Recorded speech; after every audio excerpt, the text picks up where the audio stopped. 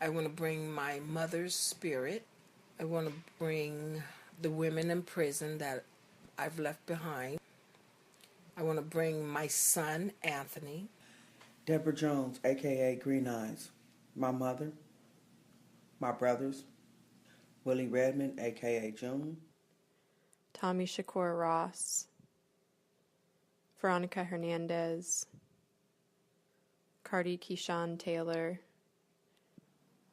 My daughter, Veronica. The people I met in the visiting line at the county jail, San Francisco. My mom. Chris and Jada. Kobe. Mary Campbell. Sheila, a.k.a. Shishi. Debbie Lowe. Vanessa Hay. Vanessa's mom, Debbie. Sierra. Tootie. Kat. Jamie Hatch. Melina. My brother, Donald. My sister, Linda. My sister, Lori. My mother, Phoebe Vanderhorst. Antoine Washington. My youth from school. Liz Stroder. Lynn and Kelly. Vaughn. Myra. Debbie. Tanya. My nephew, Reggie. My nephew, Junior. Ramona, my mother-in-law. Raul's grandma. Carl. Taz. Flor. Sandra. Angel. Candace. Teresa Allegra. Kelly Flynn. Sharon Phoenix, a.k.a. Money. Sonia Marcus. Judy Bell. Veronica Hernandez. Gail Barnes. Barbie. Minister Bobby Jean Baker. Mianta. Ronnie. My son, Ronald. And my daughter, Antoinette.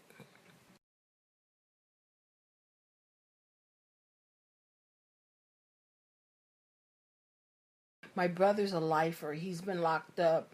This coming 4th of July, it will be 31 years that my brother's locked up. I'm basically on both sides of this story of having a lifer as a brother and being a mother of a victim of a violent crime. I have a son that was shot to death. He was 23 years old, and I remember wanting, when we were going through trial, I want the young man to be locked up for the rest of his life. But then now as I think about it, and 30 years later, my brother's locked up, like what good would that do? With my brother, it's like, okay, 30 years, what is enough now? I wonder what is enough and what's too much. Since my daughter has been incarcerated, the most difficult thing is, am I going to talk about it, or am I going to hide it? Where do I get help from? Who is willing to help at all? I've kept it secret for a couple of years, not talked about it, thinking it's embarrassment, it's a shame. So a lot of my friends I've told, oh wow, she moved out with a boyfriend, she's not home anymore, but maybe one day you will meet her, because I don't want to deny that I have a daughter. It is like leading a double life, because some people understand and some people do not understand. Some people that are locked up, it's a mistake. It was like, my brother tells me all the time, if I could go back to that split second. The second, like, I wouldn't have cared what nobody thought about me, how I would have cowered down, I would have left. It's just like, okay, this is a mistake. He was young, he was drunk. It's like, and you think how he has changed, and people that's lifers change, and this country won't even give him a chance. Like, they just throw him away. Life ain't no life. Fear can come from a lot of places, and I feel a lot of fear. Like when I used to go and do the jail visits, I would feel really fearful when the deputies would come down and have to reprimand us for something or maybe kick us out or whatnot. Just fear for people's lives inside, for folks not getting out. And so you try to build yourself up. You work really hard to re-justify, reunify whoever you are, redirect who you was to where you want to be today. And it's like, I went and did the time. Why do I have to continue to keep paying for the crime? Within my housing, within my job skills, within me trying to go to school and educate and better myself. I mean, trying to, make up for what happened. How do I move past that? How do I find healing in that? How do I try to become free? How do I reach back? How do I get back? How do I strengthen myself? How can I be centered so I won't feel like a rubber band being stretched and pulled in all directions? How?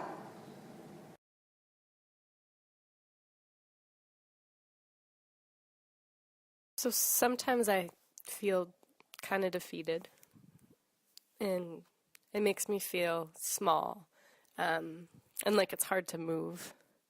And I feel, that there's, I don't know, something caved in. I feel like my heart isn't really at the front of my chest. It's pretty far back. Kind of like, what you said, kind of like feel imploded or something, like a lot of pressure inward. When I feel powerless, I feel it all over my body, but mostly in my stomach. I feel heavy, like on my shoulders. I feel closed. That's how I feel. I feel really closed, like I want to just hold myself and wrap myself up. I feel uncentered. I feel shaky. I get sweaty and really anxious. Feels really tight and warm, like my body constricts and tenses up. My stomach contracts and I kind of feel a little nauseated. I got a feeling in my little tingly, I think. Yeah, tingly. Samantha, what do you think that'll look like? Help me shape her body. I want your mouth to look like this. Sad. Eyes drawn down, head tilted because you're defeated. Like that. Like Carson's physics, like you're defeated, right? And I want your stomach to be like, I want you to look like that. Kind of like put your leg like this because you're like slumped and stuck. Yeah, like that. I remember when I went into my first time to visit my brother, it was crazy to me. It was like I was so scared. I was basically in the waiting room before we went into the visiting room, hyperventilating, like just watching all this whole situation unfold, like the gate opening up, and I was really like scared, like, oh my God, I'm going into prison. Are they going to let me out? Are they going to find some reason to keep me there? Because I know that they can keep you in there for the rest of your life. Like, they can actually keep people for the rest of their life in prison. And I feel I'm not all right. I suffer anxiety from cops who have come to our house. I suffer anxiety driving a car with my husband because he's Latin. And I suffer anxiety because of that, because I've known how people of different culture and different color, different skin color get treated. I remember when I left the meeting with the lawyers and the DA after 2 hours and walked out on the street, I suddenly realized I had a headache, and I realized that I had to pee and that my back was hurting and my shoulders were really tense. It was like for those entire 2 hours I didn't have a body. It's like so much was riding on that meeting. Someone else's life was riding on that meeting that I relied on an old survival skill of leaving my body and of disassociating in order to get through it.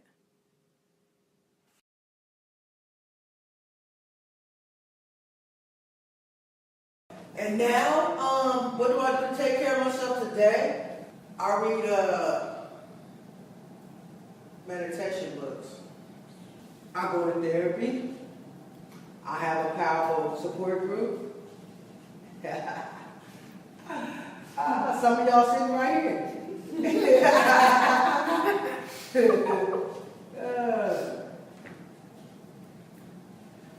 I've changed the way I think. I've changed the way I think of me.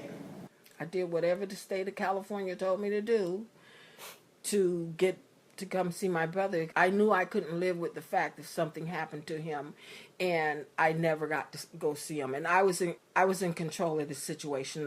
Like I could do this. Learning how to fight for other people has taught me how to fight for myself.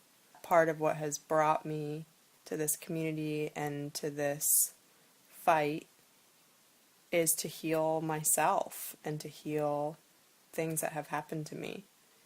Be able to heal backwards.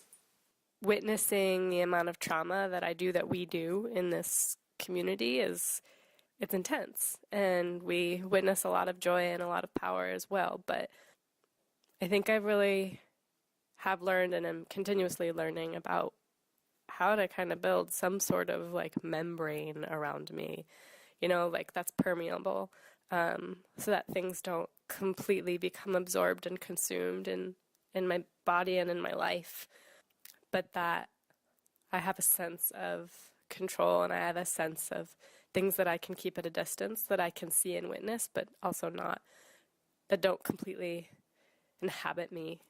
For a long time I was embarrassed too, like to say anything. And then this time when I went to FOTEP, I learned to just be an open book. Because when you're an open book, can't nobody come out and snatch you. I would just tell everybody. Even today, my boss knows that I have a history. And now I'm learning how to combine everything and not to be embarrassed anymore. And tell, you know what? I have a girl who made a mistake when she was 16. And I'm not embarrassed anymore. She landed up in the jail system and now in the prison system. I'm not embarrassed anymore. My daughter is in prison right now, and I'm not going to hide anymore. You have to accept me and our family the way we are. And my daughter has been in prison, and it's not all her fault. That's why I've been in hiding for so long. But I'm not embarrassed anymore.